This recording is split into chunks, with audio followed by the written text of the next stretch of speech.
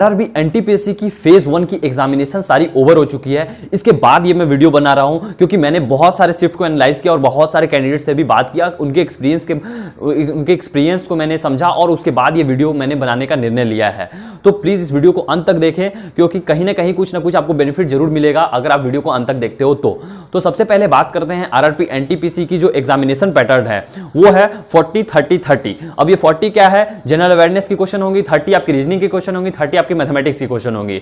Okay, तो फिर candidate से मैंने जब बहुत सारे कैंडिडेट से बात किया तो उनका ये मानना था कि around easy to moderate level के क्वेश्चंस आ रहे थे। कुछ शिफ्ट में कुछ कैंडिडेट जो बोल रहे थे कुछ हार्ड भी आए हैं, लेकिन ये टोटली डिपेंड करता है आपके लेवल ऑफ प्रिपरेशन पे। अगर आपकी प्रिपरेशन अच्छी है तो फिर आपको हार्ड क्वेश्चंस भी इजी लग सकते हैं और आपकी प्रिपरेशन खराब है तो इजी क्वेश्चंस भी आपको हार्ड लग सकते हैं। ओके, लेकिन अगर मैं बात करके चलूं तो आपको मिला जुला क्वेश्चन ही सारे शिफ्ट में मिस ऊपर नीचे कहीं ना कहीं कुछ लेवल जो है वो रहा है, तो वो नॉर्मलाइजेशन में सब कुछ आपका सही हो जाएगा।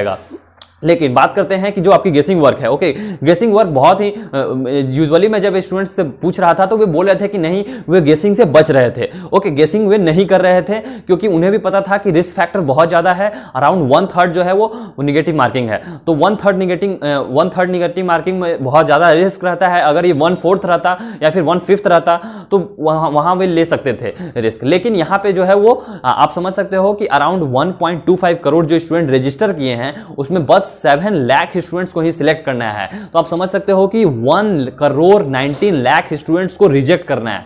तो रिजेक्शन की जहां बात आती है यहां पे सिलेक्शन नहीं मैटर करता है, यहां रिजेक्शन मैटर करता है। ओके, तो बस हमें इन आरआरबी को क्या करना है कि कैंडिडेट्स को रिजेक्ट करना है, सिलेक्टेड वाले अपने आप बच जाएंगे। ओके, तो आप इस चंगुल में ना फंसे, इसलिए यहां पे 1/3 जो है वो नेगेटिव मार्किंग रखा गया है। बहुत बहुत भयंकर नेगेटिव मार्किंग है, तो इसलिए आप तुक्का लेने से, गेसिंग वर्क लेने से बहुत बचे। ओके, जितना हो सकेगा उतना ही। मैंने बहुत मोर देन 100 स्टूडेंट से बात किया तो उन्होंने ये कहा कि नहीं वे गेसिंग वर्क पे उतना फोकस नहीं करे, हार्डली 1 to 2 क्वेश्चंस ले रहे थे। ओके, इवन जिनकी तैयारी कम भी थी लेकिन वो भी जो है वो कैंडिडेट्स वो गेसिंग उतना नहीं ले रहे थे। लेकिन अब मैं बताने वाला हूं कि अगर आपको किस केस में गेसिंग लेना है, कब लेना है और कैसे लेना है। ओके, तो देखिए सबसे पहले मैं बात करता हूं कि अगर आपको किसी क्वेश्चन में पर्टिकुलरली आपने अटका और वहां आपको कोई आइडिया नहीं लग रहा है, ओके, कोई आइडिया नहीं लग रहा है, तो उस क्वेश्चन में आपको गेसिंग लेना ही नहीं है। अगर आपको 20 क्वेश्चंस बच गए और 20 क्वेश्चंस में आपको एक क्वेश्चन हवा ही नहीं लग रही है कि आखिर होगी क्या, तो फिर आपको वो सीधे छोड़ देना है, आपको उसे टच भी नहीं करना है।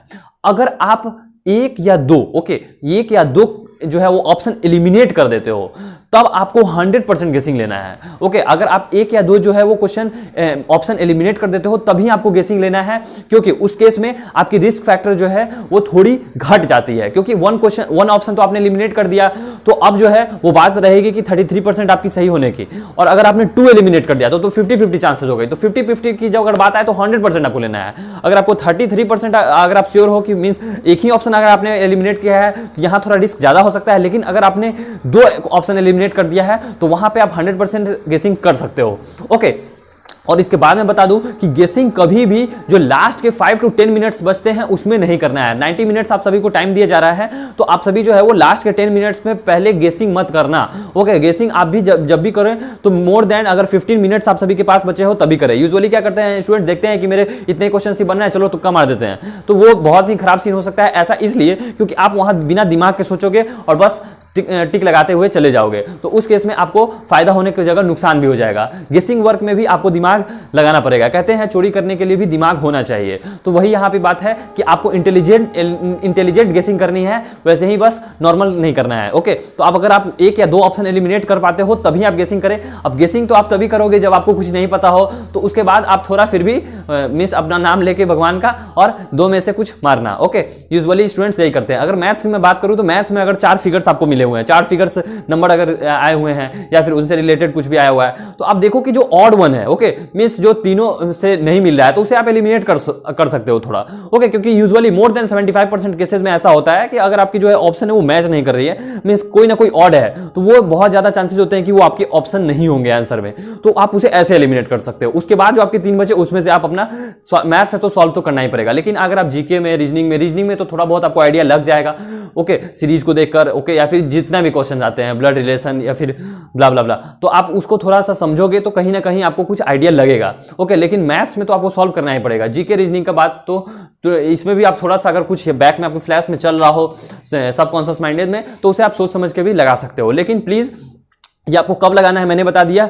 मींस अगर आपकी 15 मिनट बची रहे उससे पहले ही आपको गेसिंग वर्क करनी है। और उसके बाद आपको मैं ये भी बता दिया कि कब करना है। जब आपको चारों ऑप्शन नहीं आए तो नहीं करना है। अगर आपको 3 या फिर 2 ऑप्शन एलिमिनेट कर पाते हो, मींस आपके पास 2 ऑप्शन बची हुई है या फिर 3 ऑप्शन बची हुई है, उस केस में ही आपको इंटेलिजेंट गेसिंग करनी है।